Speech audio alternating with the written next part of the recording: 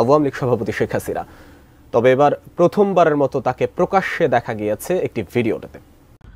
আসসালামু আলাইকুম ওয়া রাহমাতুল্লাহি ওয়া বারাকাতুহু। যে যেখান থেকে এই ভিডিওটি দেখতেছেন সবাইকে জানাই মনের অন্তঃস্থল থেকে ভালোবাসা ও অভিনন্দন। দর্শক বন্ধুরা, ব্রেকিং নিউজ। সেটি হচ্ছে হঠাৎ করে বাংলাদেশের সাবেক প্রধানমন্ত্রী শেখ হাসিনা তিনি ভারতের নয়া দিল্লিতে কেন প্রকাশ্যে আসলেন, হঠাৎ করে কেন আসলেন? আমাদের বাংলাদেশ ছেড়ে তিনি কিন্তু 5 আগস্টে কিন্তু চলে যান ভারতের নয়া দিল্লিতে। ঠিক তবে থেকেই তাকে এখন পর্যন্ত তাকে প্রকাশ্যে দেখা যায়নি। কিন্তু হঠাৎ করে তিনি ভারতের নয়া দিল্লিতে কেন প্রকাশ্যে আসলেন? এটার মেন রিজন কি? তিনি আসলে কি বোঝাতে যাচ্ছে বা কাদেরকে মিন করতে যাচ্ছে যে আমি ফুরিয়ে যাইনি কি বা ইত্যাদি ইত্যাদি। আসুন এই ছোট্ট একটা বিশ্লেষণ করি। প্রথমত হচ্ছে 19 তারিখে শেখ হাসিনা জাতির উদ্দেশ্যে ভাষণ দিতে যাচ্ছেন। দ্বিতীয়ত শেখ হাসিনা তিনি আজকে ভারতের নয়া দিল্লিতে প্রকাশ্যে আসলেন। তৃতীয়ত আপনার যুক্তরাষ্ট্র থেকে ডোনাল্ড ট্রাম্পের পক্ষ থেকে আমাদের বাংলাদেশে গতকালকে একটা রাষ্ট্রদূত আসে আপনার ডক্টর ইউনূসের ক্ষেত্রে। কেন আসে সম্পূর্ণ কিছু এই ভিডিওতে বিশ্লেষণ করব এবং এর থেকেও গুরুত্বপূর্ণ হচ্ছে যে শেখ হাসিনা কেন হঠাৎ করে প্রকাশ্যে আসলেন, হঠাৎ করে কেন, তিনি কি বোঝাতে যাচ্ছেন? তিনি কি হুট করে বাংলাদেশে ঢুকে যাবে, নাকি বাংলাদেশের আওয়ামী লীগ জনগণ তারা পুনরায় প্রধানমন্ত্রী করে ফিরবে? কি সেই মেসেজ?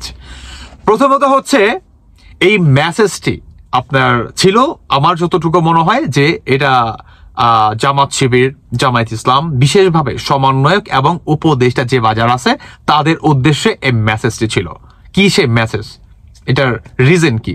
রিজন হচ্ছে আওয়ামী লীগের সাধারণ জনগণের উপরে এখন পর্যন্ত যে পরিমাণ গণহত্যা, মব জাস্টিস বা দখলবাজি, অনেক অরাজকতা সৃষ্টি চালাচ্ছে, এতে করে তাদের মনের ভিতরে একটা ভয় ঢুকায় দেওয়া, এবং সেটাতে কিন্তু শেখ হাসিনা সাকসেসও হয়। কারণ শেখ হাসিনা আজকে যখন নাকি প্রকাশ্যে আসে আপনার সমন্বয়কদের ভিতরে কিংবা আওয়ামী লীগের বিরুদ্ধে যে সমস্ত আমাদের বাংলাদেশের মিডিয়া আছে বা টিভি চ্যানেলগুলো আছে তাদের ঘুম হারাম হয়ে গেছে যে ভাই হঠাৎ করে তিনি প্রকাশ্যে আসলেন মানে কি? তিনি কি হুট করে বাংলাদেশের সীমান্ত দিয়ে ঢুকে যাবে? তাহলে তো উপায় নাই রে ভাই, দাদা আমাদের সবাইকে মরতে হবে। কারণ আমরা তো কি বলে কোঠার নামে বাটপারি করে সরকার পতন করছি, আবু সাইদকে মারছি, দেশে পুলিশ গণহত্যা করছি, অরাজকতা সৃষ্টি, আসল বিষয় আরো অনেক ইত্যাদি ইত্যাদি। তাহলে আমাদের অবস্থা তো একদম পুরো বেহাল অবস্থা হয়ে যাবে।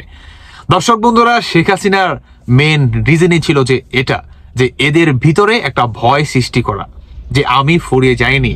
আর তৃতীয়ত কারণ হচ্ছে যে শেখ হাসিনার যে ম্যান্ডেটের যে প্রার্থীগুলো আছে, আওয়ামী লীগের যে সাধারণ জনগণ আছে, নেতা পর্যায়ে আছে কিংবা বিভিন্ন মনে করেন নেতাকর্মীরা আছে, এদেরকে একটাই মেসেজ যে আমি বঙ্গবন্ধুর কন্যা শেখ হাসিনা বাংলাদেশের সাবেক প্রধানমন্ত্রী এখন পর্যন্ত শেষ হয়ে যায়নি, তোমরা ভয় পেও না, আমি তোমাদের পাশে আছি, আল্লাহ বাঁচায় রাখলে তোমাদের মাধ্যমে আমি পুনরায় বাংলাদেশের প্রধানমন্ত্রী হয়ে ফিরে আসবো ইনশাআল্লাহ।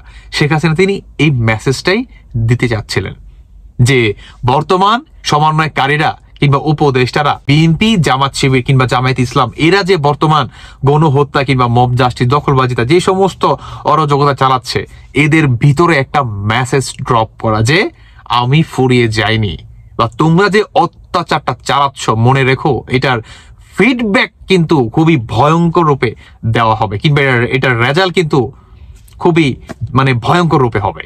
তিনি এই মেসেজটাই ড্রপ করতে যাচ্ছে।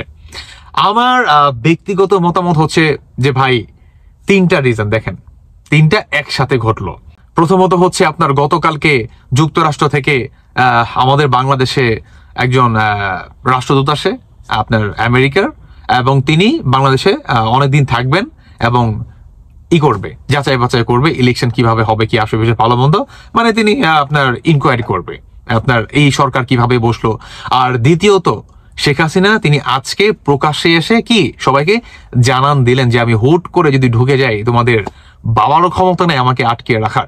আর তৃতীয়ত শেখ হাসিনা 19 তারিখে জাতির উদ্দেশ্যে ভাষণ দিতে যাচ্ছেন। এই ভাষণটা কেন দিবেন? তখনই বোঝা যাবে যে শেখ হাসিনার বাংলাদেশে আসাটা কতটা গুরুত্বপূর্ণ হয়ে যাবে। এই ছিল শেখ হাসিনার এই মেসেজটি। আমি ব্যক্তিগতভাবে মনে করি ভাই যে প্রকাশ্যে আসাটা অনেক প্রয়োজন ছিল, বিশেষভাবে এই মুহূর্তে মনে করি যে ব্রিলিয়ান্ট একজন নেত্রীর মতো কাজ করছে তিনি। দর্শক বন্ধুরা, বাকিটা আপনাদের ব্যক্তিগত মতামত অবশ্যই জানিয়ে যাবেন। ধন্যবাদ সবাইকে। আল্লাহ হাফেজ, আসসালামু আলাইকুম।